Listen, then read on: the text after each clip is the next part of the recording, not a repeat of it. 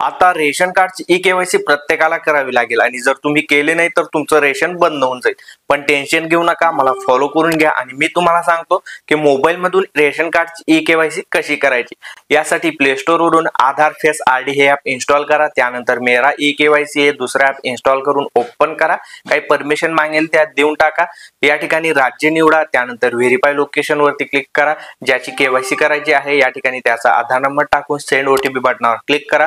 त्याच्या मोबाईल नंबरवरती एक ओटीपी गेला असेल तो टाका, कॅप्चा टाकून सबमिट करा। या ठिकाणी तुमची सर्व माहिती येऊन जाईल। ई-केवायसी स्टेटस मध्ये ब्लँक दिसेल म्हणजे तुमची केवायसी बाकी आहे।